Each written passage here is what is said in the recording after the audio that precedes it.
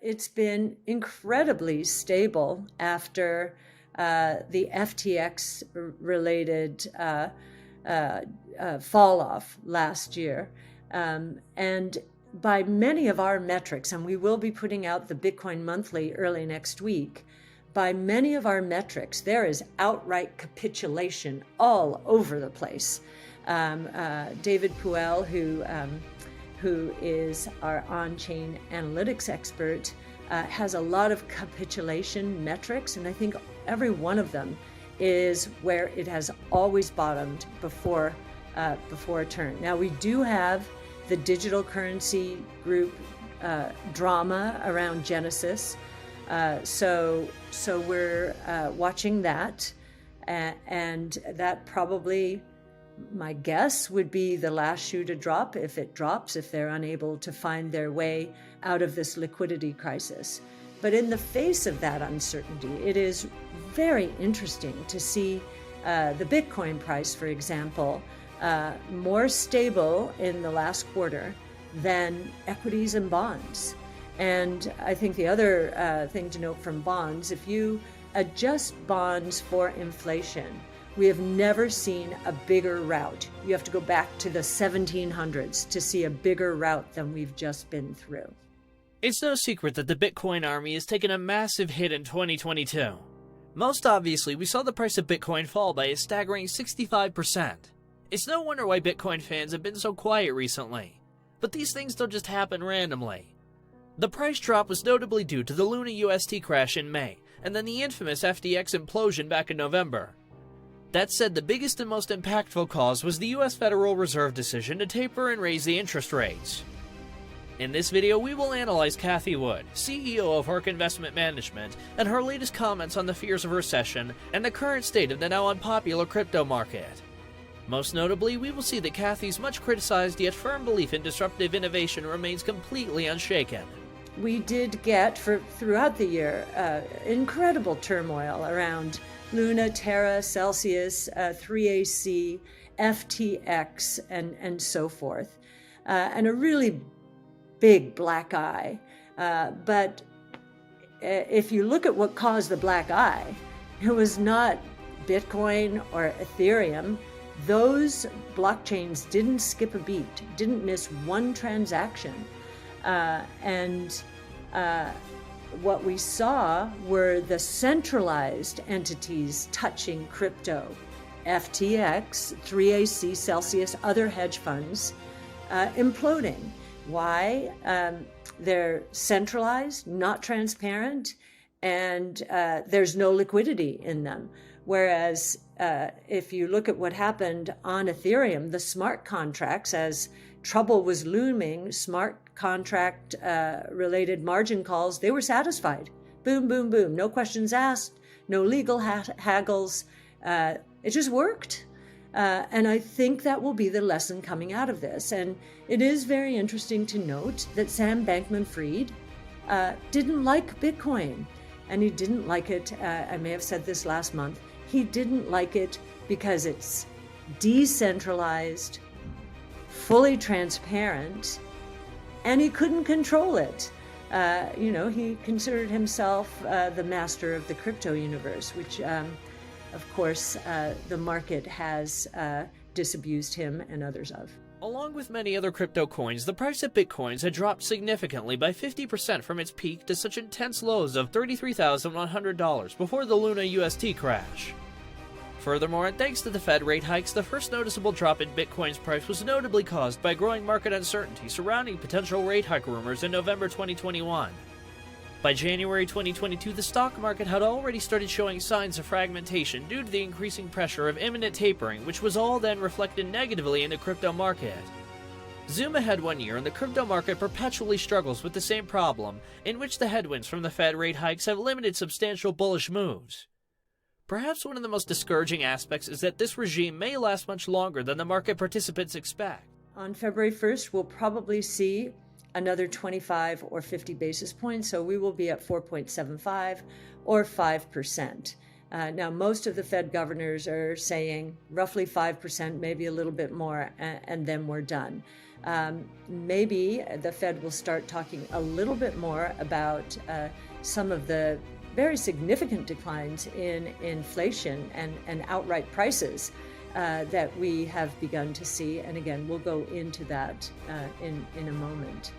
Those who think the economy is booming, the unemployment rate dropped from 3.7%, which was revised to 3.6%, to 3.5%, so back to the cycle lows. Non-farm payroll employment looked stronger than expected. I think 223,200 was expected, but previous months were revised down. So that was interesting. The other measure of employment that I've mentioned on this video a number of times is the household measure of employment. Now, it had been falling on balance since March of last year. And in December, there was a big burst, 781,000. Now, this incorporates more small businesses into the survey. So 1 month does not a trend make. It does not erase at all the gap between non-farm payroll employment and household employment that has built up since last March. There's a 2 million person gap. So the truth is probably somewhere in between. As we all know, the dot-com bubble of 1999 to 2000 should be studied to teach investors a lot about the current crypto bear market. And reflecting on this further continues to paint a grim picture for the rest of 2023. The Nasdaq Composite, which focuses largely on tech stocks, inflated to enormous levels by the early 2000s, and surely enough this bubble burst when the Fed began raising interest rates in 1999 and 2000. The amount of easy money then went on to shrink in the market as credit became more expensive. This went on to trigger the Nasdaq to drop from its peak by 77%. Many believe the crypto market is currently facing the same scenario. Most important to me in this report, besides the fact that there was that pop in households, so employment isn't falling off a cliff, but the work week did fall 0.3%. And that is going to have an impact on incomes. It looks like personal income or personal disposable income will be up only 0.1% month to month when you take all these factors into account. That's not very much. We had better hope that inflation continues to slow. Most of the inflation indicators we've gotten in the last 2 months have been better than expected. And the Fed's beginning to mention that, but isn't buying into it yet. So we're in a period, we think, where average hourly earnings on a year-over-year basis are still falling in the 2.5% to 3% range in real terms, taking account of inflation. He has been stronger than expected. One of the major reasons for it is a collapse in imports relative to exports. So imports subtract from GDP. So if their imports dropped 8%, so if you subtract that, you're really adding to GDP. What is this saying? This is saying that we are cutting back on inventories. Much of them coming from China. I think in the import report, consumer was the biggest fall off, and that would be associated with China. Exports fell, but not as much as imports, and therefore the trade balance improved, and that's going to help economic activity. But it's not for a very good reason. If you think about this, exports down 8%. That's not year over year. That's a month to month. You know, that's like 100% annualized percent decline, almost. Well, that's an exaggeration, but almost. So that's a very big drop and a big hit to China and other economies. It's fair to say that the crypto market desperately needs the easy money factor to return to markets in order to build up substantial momentum for a bull run. The thing is, based on the Fed's current plan, those conditions look far from forthcoming. Only some kind of unforeseeable black swan event could ignite another bull run. This would have to mimic the conditions during the pandemic, whereby the US government resorts to quantitative easing with low interest rates and economic stimulus. In other words, infinite free money. Until now, the total crypto market capitalization has declined by 75% from its peak of $3 trillion. This 2017 peak of around $750 billion is a crucial support and resistance level for the market. The industry's total market capitalization could slip below $500 billion if this level were to suddenly break. While there could be temporary bear market rallies, the macroeconomic pressures are likely to undermine all positive moves. Consumer services, of course, we have the Facebooks and the Netflix being disrupted. TikTok's a big disruptor. They're also now much more hostage to the cycle. Advertising is one of the first line items cut during a recession, and this is why we think we started in a recession early last year, because advertising fell off a cliff. And that is at least a coincident indicator, if not a leading indicator. So they're being disrupted. Now, in other innovation portfolios, true innovation portfolios, the new innovation, those stocks had a very bad year for a different reason. They're not being disrupted. In fact, they are more often than not the disruptors. They were penalized because they're investing aggressively now. And they are doing so because the opportunities associated with the 5 major innovation platforms around which we have centered our research. So once again, multi-omics sequencing, robotics, energy storage, artificial intelligence, and blockchain technologies, they are ready for prime time. They are taking off, as I'm going to describe to you in a moment.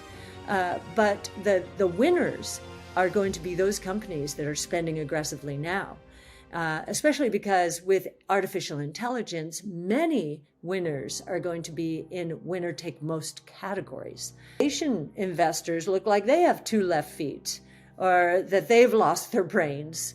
But we are more convinced than ever that these innovation platforms are evolving maybe faster than even we expected. And we believe staying away from innovation now is going to be as big a mistake as falling all over other investors to try and up technology weightings in the late 90s. The thing is, if crypto really was about to stay down for the foreseeable future, that certainly wouldn't explain the large presence of the crypto industry at this year's recent Davos event. 8 months, numerous bankruptcies, and a major collapse later, the industry is still present in Davos, Switzerland, but with a more subdued presence.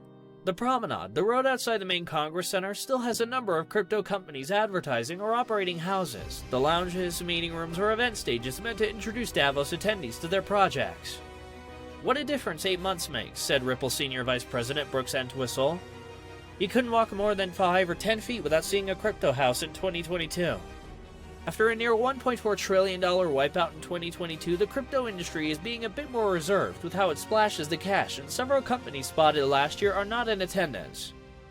2022 was marked by failed crypto projects, liquidity issues, and bankruptcies, topped off by the collapse of major exchange FTX.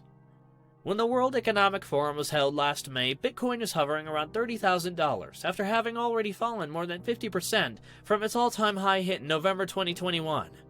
More pain followed, with Bitcoin dipping as low as $15,480. The promenade is the main street in Davos where companies and governments take over shops and cafes for the week. Last year, crypto firms from all walks of life took over the place. But since the market slide, there are far fewer crypto firms with flashy storefronts at Davos. The market may have some role here. Entwistle said that many of the crypto projects advertising or operating houses in 2022 likely booked them well in advance, considering the forum's annual meeting was originally set for January 2022, but was delayed due to a spike in COVID-19 cases worldwide. In other words, these companies likely booked their houses and advertisements while the crypto industry was still in its last bull market. In contrast, 2023 bookings likely occurred after prices began to fall, leading to tightened budgets that may account for the much smaller presence this year. But that's enough from the experts. What do you think?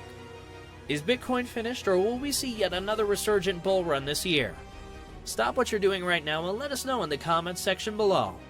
Finally, make sure you like this video and subscribe to our channel, the #1 finance channel on the line.